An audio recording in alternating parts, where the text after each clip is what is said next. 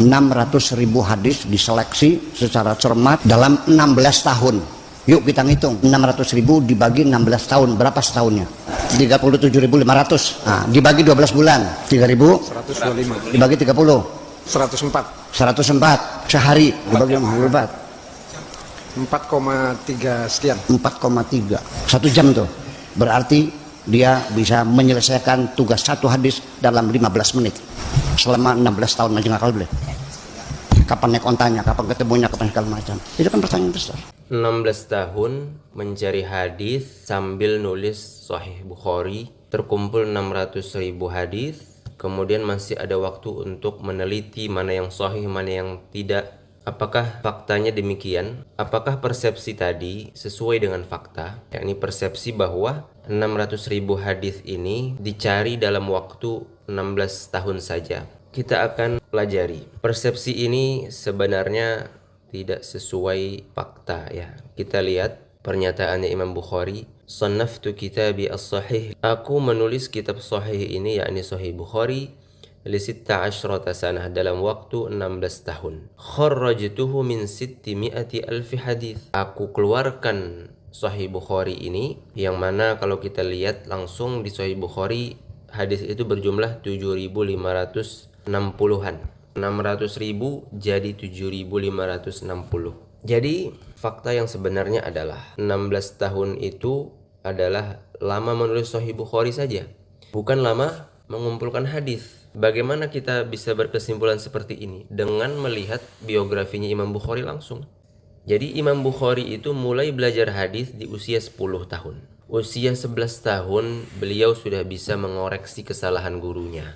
Sebagaimana diriwayatkan, saya sertakan referensinya di bawah dengan cetak miring. Imam Bukhari ini ketika di Bukhara ya, yang mana usia beliau masih 11 tahun, beliau berguru kepada seorang ulama hadis bernama Ad-Dakhili. Ad-Dakhili ini membacakan sanad melalui hafalannya. Jadi membacakan sanadnya seperti ini. Dari Sufyan, dari Abu Zubair, dari Ibrahim. Mendengar sanad ini, Imam Bukhari yang masih 11 tahun langsung mengkoreksi. Sesungguhnya Abu Zubair itu tidak pernah meriwayatkan dari Ibrahim. Saya tidak mengenal ada riwayat Abu Zubair dari Ibrahim. Maka kemudian Ad-Dakhili langsung mengambil bukunya, dicek karena tadi sebelumnya dia meriwayatkan dengan hafalan. Maka dia ambil kitabnya, ternyata bukan Abu Zubair tapi Zubair bin Adi. Namanya mirip ya, sama-sama Zubair, tapi yang sebenarnya adalah Zubair bin Adi dari Ibrahim. Ini di usia 11 tahun, Imam Bukhari itu sudah mengenal nama-nama rawi yang seperti ini, bahkan bisa mengoreksi kesalahan gurunya dalam menyebutkan nama rawi. Kemudian sejak kapan Imam Bukhari mulai berkeinginan untuk membuat proyek ini, yakni menulis Sahih Bukhari? Beliau tergerak ini setelah bertemu atau berguru dengan guru beliau Ishaq ibnu Rahawai atau ibnu Rahuyah. Beliau cerita sendiri. Kunna inda Ishaq ibni Rahuyah. Kami berguru kepada Ishaq ibnu Rahuyah. Kemudian Ishaq ibnu Rahuyah berkata, "Lau jama'tum kitaban mukhtasaran li sahihi sunnati Rasulullah sallallahu alaihi wasallam." Ishaq ibnu Rahuyah mengatakan, cobalah kalian bikin nulis satu kitab yang ringkas, yang di situ hanya ada hadis sahih saja dari Rasulullah sallallahu alaihi wasallam. Fawaqa'a dzalika fi qalbi, maka perkataan beliau itu membekas di hatiku, kata Imam Bukhari. Setelah mendengar kata-kata dari Ishaq ibn Rahuyah inilah kemudian Imam Bukhari baru tergerak hatinya. Setelah dia sekian tahun belajar hadis. Jadi bukan dari nol ya. Ibaratnya gini. Wah, saya pengen nulis satu kitab hadis yang hanya hadis sahih saja. Tapi saya belum punya nih, saya harus cari dulu. Dicarilah dalam waktu 16 tahun. Tidak seperti itu. Jadi beliau itu tergerak untuk menulis kitab itu setelah belajar hadis sekian tahun. Sekarang kita lihat bagaimana kualitas Imam Bukhari ketika sudah berguru dengan Ishaq ibnu Rahawai ini. Suatu hari Ishaq ibnu Rahawai itu mengatakan seperti ini. Ka'anni anzuru ila 70,000 haditsin min kitabi. Kata Ishaq ini, saya ini hafal 70.000 hadis. Saking kuatnya hafalan saya, seolah-olah 70.000 ini ketika saya keluarkan, saya baca dengan hafalan saya, seolah-olah saya langsung melihat ke kitab saya langsung, saking kuatnya hafalannya. Maka Imam Bukhari, yaitu Muhammad bin Ismail al-Bukhari ini, kemudian berkata, "Awata'jabu min hadza?" Apakah Anda heran dengan fenomena ini? "La'alla fi hadza zaman man yanzuru ila mi'atai alfi haditsin min kitabihi." Bisa jadi di zaman ini, di zaman Imam Bukhari maksudnya, ketika beliau berguru dengan Ishaq ibn Rahawai, di zaman ini itu ada orang yang hafal 200.000 hadis, saking kuatnya hafalannya seolah-olah dia sedang membaca kitab di depannya. 200.000 hadis. Kemudian dijelaskan wa inna ma'ana bihi nafsahu. Imam Bukhari itu memaksudkan dirinya. Jadi inilah kualitas Imam Bukhari saat berguru dengan Ishaq ibn Rahawai. Dia hafal 200.000 hadis seolah-olah ada kitab di depannya karena kuat hafalannya. Imam Bukhari inilah yang sudah hafal 200.000 hadis, inilah yang kemudian tergerak untuk menulis Sahih Bukhari. Bukan dari nol beliau mulai menulis Sahih Bukhari itu. Kita lanjutkan. Jadi usia berapa Imam Bukhari mulai menulis Sahih Bukhari? Ulama memperkirakan itu beliau memulainya di usia 16 tahun dan selesai usia 32 tahun. Sebenarnya angka usia ini tidak pernah diungkapkan oleh Imam Bukhari, tetapi ulama memperkirakan, dan saya akan jelaskan di video lain bagaimana ulama sampai kepada angka ini, yakni 16 tahun ini. Ada penjelasan sendiri. Nah, jadi Imam Bukhari mulai menulis Sahih Bukhari di usia 16 tahun. Bagaimana kualitas beliau di usia 16 tahun?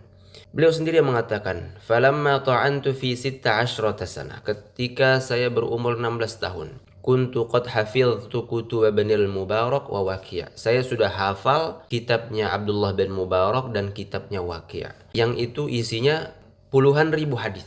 Jadi usia 16 tahun kualitasnya sudah bisa menulis Sahih Bukhari. Kemudian di usia 17 tahun, Abu Bakar Al-A'yan, murid dari Imam Bukhari, mengatakan, "Katabna 'anil Bukhari 'ala babi Muhammad ibn Yusuf Al-Firyabi." Kami berguru kepada Imam Bukhari. Kami menulis hadis dari Imam Bukhari di depan rumahnya Muhammad bin Yusuf Al-Firyabi, yakni ini gurunya Imam Bukhari.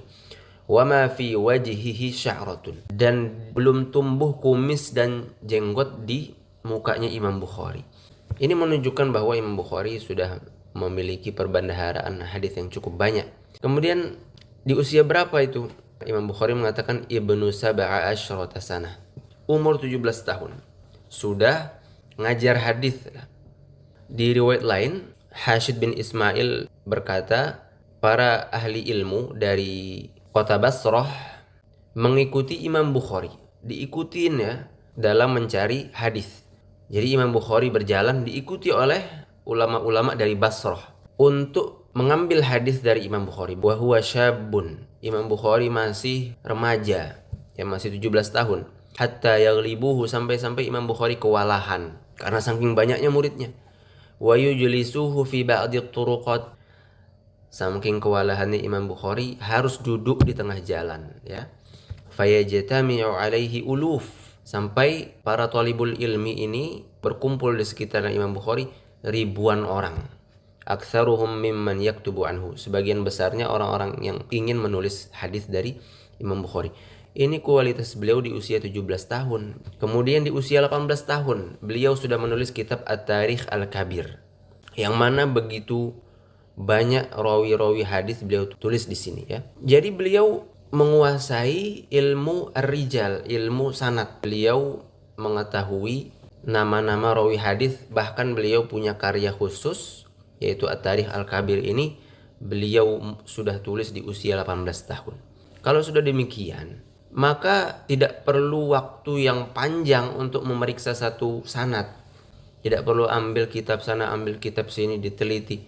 Beliau ngelihat sanad aja udah ngerti ini dhaif atau sahih, karena beliau sudah menguasai ilmu rijal, ilmu sanad ini.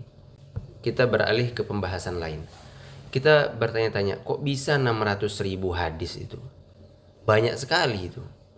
Diringkas jadi 7.563. Makna hadis ketika disebut 100.000 hadis, 200.000 atau bahkan 600.000 hadis, bahkan Imam Ahmad mengatakan 1 juta hadis, itu yang dimaksud adalah yang berasal dari Rasulullah, pendapat sahabat, fatwa tabi'in.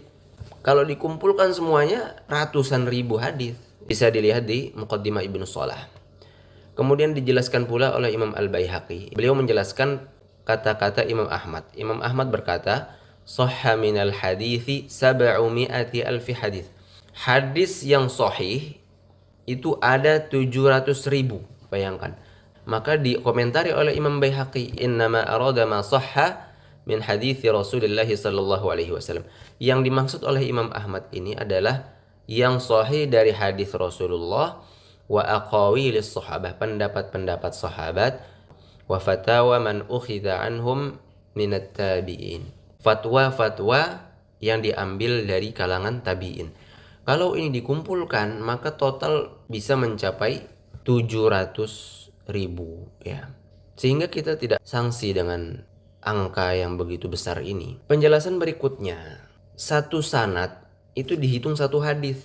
Jadi yang dimaksud ratusan ribu itu bukan matannya tapi sanadnya ya. Boleh jadi ada satu hadis saja matannya satu, tapi memiliki 170 sanad. Maka dihitung 170 hadis ya. Contoh, man kadzaba alayya muta'ammidan falyatabawwa maq'adahu minan nar. Siapa yang berdusta atas namaku, kata Rasulullah, dengan sengaja hendaklah ia mengambil tempat duduknya di neraka.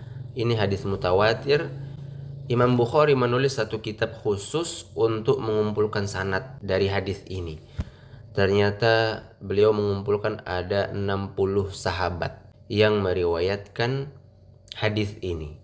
Itu baru sahabat ya. Sahabat itu bisa punya murid minimal 2.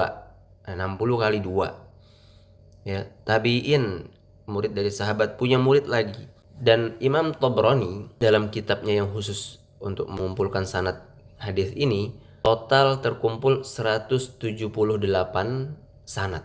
Hanya baru satu hadis ini dari 60 sahabat.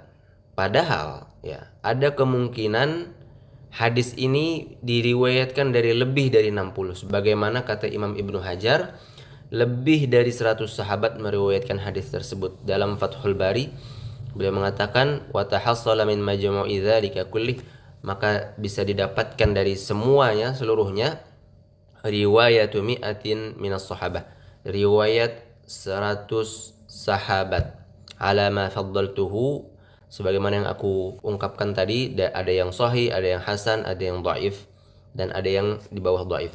Seluruh sahabat yang meriwayatkan itu ada 100. Ini baru hulunya ya, belum hilirnya, belum sanad yang di bawahnya, baru sumbernya itu sahabat. Kalau tadi 60 sahabat saja sanadnya 178, bagaimana 100 sahabat? Maka pasti lebih dari itu. Hadis man kadzaba alayya muta'ammidan ini berapa ditaruh di Sahih Bukhari?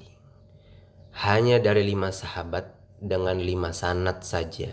Kita bisa melihat ya ringkasan. Dari 170 sanad atau lebih yang diambil oleh Imam Bukhari itu cuma 5 saja. Kembali ke pembahasan yang ini ya, satu sanad dihitung satu hadis. Jadi 178 sanad ini disebut 178 hadis ya. Ini istilah ulama terdahulu. Nah, kemudian dari 170 sanad ini atau 170 hadis ini diambil oleh Imam Bukhari dalam Sahih Bukharinya hanya 5 saja. Ini baru satu hadis. Bagaimana dengan 7.563 hadis? Setelah kita mengetahui fakta ini, kita tidak perlu heran dengan pertanyaan tadi, karena faktanya pertanyaan tadi itu berangkat dari sebuah persepsi yang salah, yang kemudian kita terangkan faktanya seperti ini, sehingga mudah-mudahan persepsinya bisa berubah. Wassallallahu ala sayyidina Muhammad.